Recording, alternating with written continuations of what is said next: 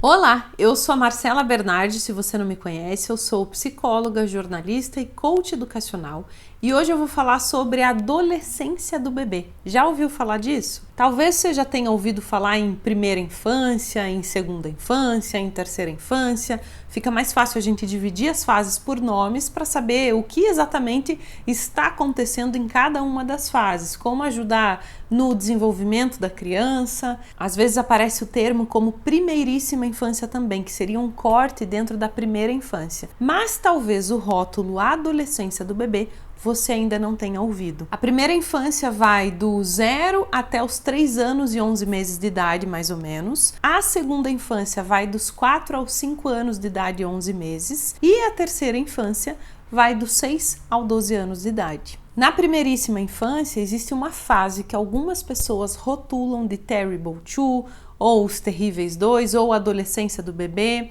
E eu nem queria passar isso para você assim, já com esses nomes, com esses rótulos, porque de repente você nunca nem ouviu falar sobre esse momento da infância dessa maneira. E complicado porque a gente é acostumado a julgar, e ouvindo o que eu vou dizer hoje, talvez você faça julgamento sem querer também. E esse nome já é um julgamento, já é um rótulo, todo nome é um rótulo, né? E cada vez mais você vai ficar mais consciente de que rotular não é positivo, nem na educação, nem em nada, porque já determina o que é aquilo. 2 anos é o Terrible 2, ponto. E não é assim. Então, para começar, lembre que o que você vai ouvir hoje é para te ajudar. Não acontece sempre dessa forma, cada criança é uma criança, cada ser humano é um ser humano.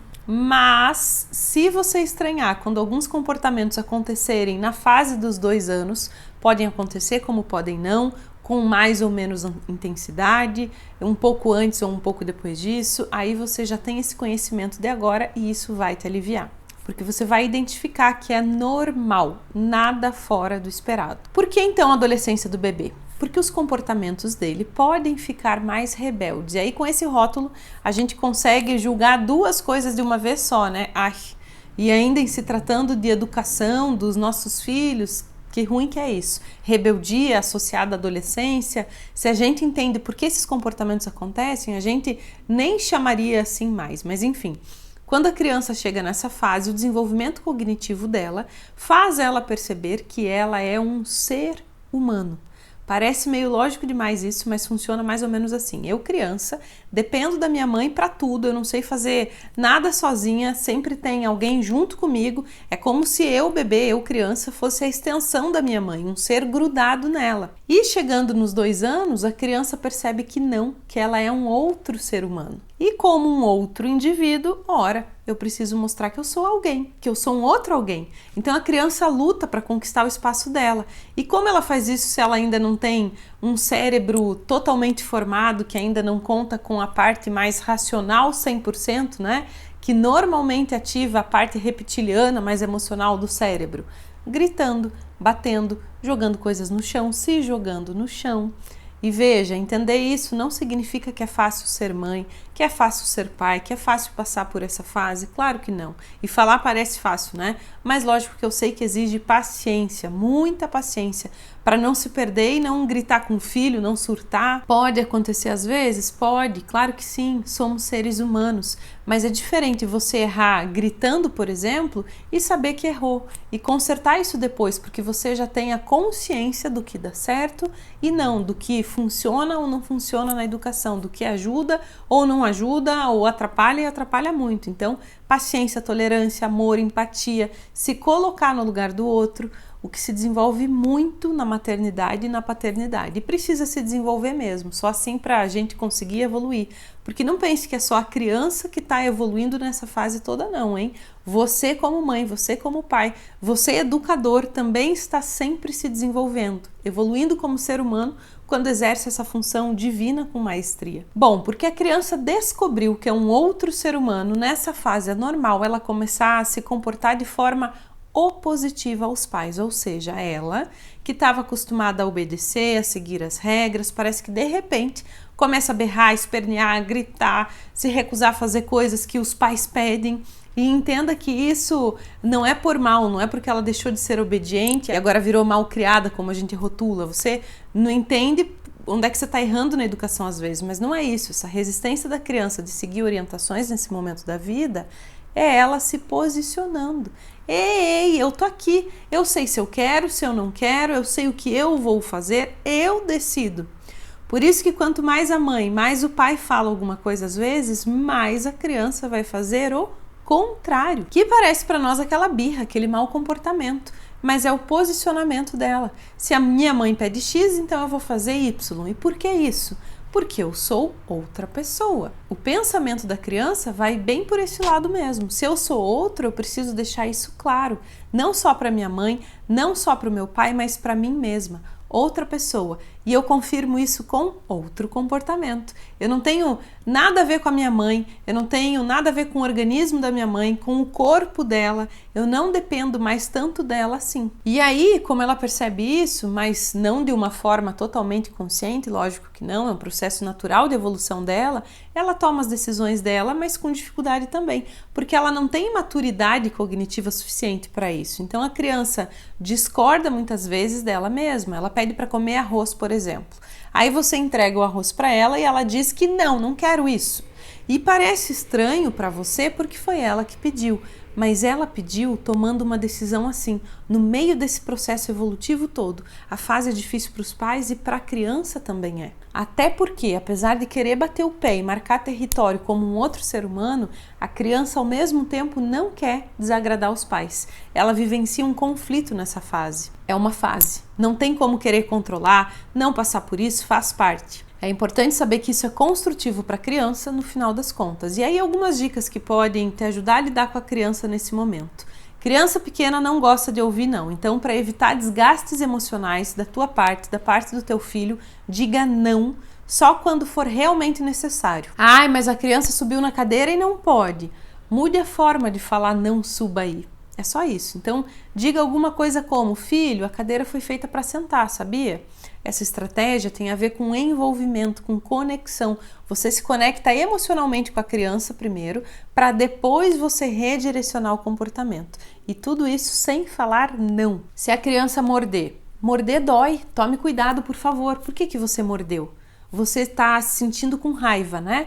Nomeie isso para a criança. É importantíssimo ela entender as emoções que se passam dentro dela. Então, coloque limite, conectando sobre o que aconteceu, mas use palavras sobre isso para falar dos sentimentos, das emoções. Depois dessa conexão emocional com a criança, aí sim redirecione. Ou conversando sobre o episódio, ou explicando se a criança já tiver dado abertura para isso, ou se ela estiver ainda sem receptividade, lembre que você está atuando ali com o teu cérebro mais racional e a criança com o emocional, então nem sempre acontece essa conexão de imediato, aí mude o assunto. Para depois de um tempo ela já tranquila falar sobre o que aconteceu. Ainda sobre as emoções, super importante lidar com todas elas, nomear para a criança entender, mas sem rotular. O que se passa com a criança se passa, é um sentimento, é uma emoção passageira, não é o que ela é. Até porque nessa idade a criança tem dificuldade de perceber que um estado emocional vai passar mesmo. Dá a impressão de que ela vai ficar chorando, triste, com raiva para sempre. Ela não tem noção de que isso acaba, que isso passa. Então explique. Puxa, você está se sentindo triste, né? Mas daqui a pouco você vai se sentir mais tranquilo e mais feliz. Acolha a criança, lógico, envolva, se conecte, mas explique que isso passa. Nomear ajuda muito tanto para as emoções quanto para as sensações no geral. Então, estimule a linguagem da criança nesse sentido. Você está com fome? Você está sentindo calor? Isso vai incentivando a independência, a autonomia da criança, que é justamente o que ela busca nessa fase, né? Especialmente nessa fase que ela percebe que é outro ser humano mesmo. Então, mostre que você dá oportunidade ao filho para ele tomar decisões também. Quer tomar água ou suco? Quer vestir a camiseta amarela ou a vermelha hoje? Isso vai estimulando a criança a pensar para tomar as decisões. Mas para ajudar de fato, não deixe uma escolha aberta. Aponte duas opções sempre, para ela escolher entre duas alternativas. Se ela tiver muitas opções disponíveis, dificilmente ela vai conseguir escolher. E claro, deixa ela fazer decisões como essa, da cor da roupa, do que tomar. Não tem como você deixar ainda para a criança tomar decisões que impactem algo maior, que envolvam a família, algo macro, logicamente, né? São pequenas decisões coerentes, adequadas à idade, para ela ir treinando o cérebro racional, treinando a capacidade de decisão, de autonomia, e isso influencia positivamente na autoestima da criança, porque ela sente que tem voz, que faz parte, que é ouvida, que é levada em consideração. Lembre sempre que você está educando, ensinando o que é certo e errado, e isso demanda tempo para a criança assimilar, para colocar em prática. Não é de um dia para o outro. Ela aprende por repetição. Educação demanda tempo, esforço, paciência. A criança está aprendendo. E a criança aprende com você. Aliás, ela se regula por você, que é a corregulação. Então, o que é isso? Isso começa mais ou menos nessa fase dos 2 anos de idade mesmo. Ela aprende com você, com o cuidador, como faz para se autorregular. Se ela deixa cair alguma coisa no chão e chora pedindo para você pegar, ela está no fundo pedindo para você ajudá-la a se autorregular. E aí, se nessa hora você reclama que ela derrubou no chão, se você briga, como que você acha que ela vai reagir quando as coisas caírem no chão? Né? A criança está constantemente aprendendo com você. Ela aprende muito com a tua reação, com a reação dos adultos. A forma como você reage é fundamental para determinar como vai ser a reação dela.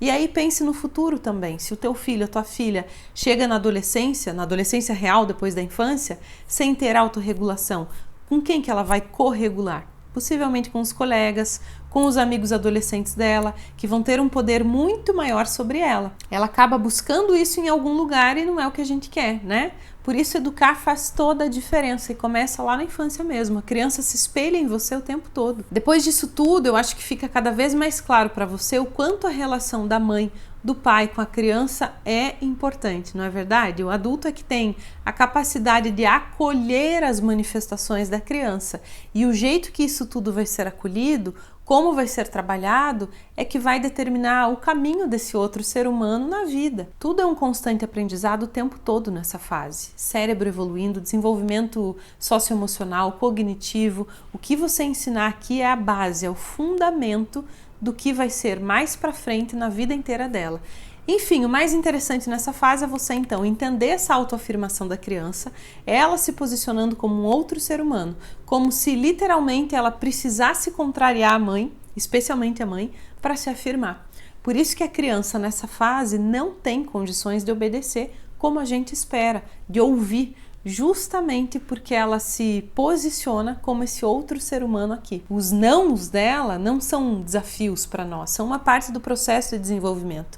Essa birra nessa fase é isso. E birra entre aspas mesmo, porque a gente rotula assim como se fosse por vontade própria que a criança fizesse, como se fosse uma decisão dela, né? Na primeira infância, então, não exija da criança uma obediência completa. Aliás, a gente nunca deve desejar isso, porque isso pressupõe do que nós adultos temos controle sobre a criança, que a gente manda e a criança só tem que obedecer e ponto. E não é assim. Ela é uma criança, é um outro ser humano, um ser humano em desenvolvimento. Respeito é diferente de obediência, mas a questão da obediência é que aqui, nesse início da vida, até os 3 anos de idade mais ou menos, a criança ainda não entende coisas abstratas, regras abstratas. Quanto mais concreto for alguma coisa para ela, melhor. Paciência para explicar, para educar. E se você gostou desse vídeo, não esquece de dar um like e não esquece de se inscrever aqui no canal. Eu espero te ajudar sempre.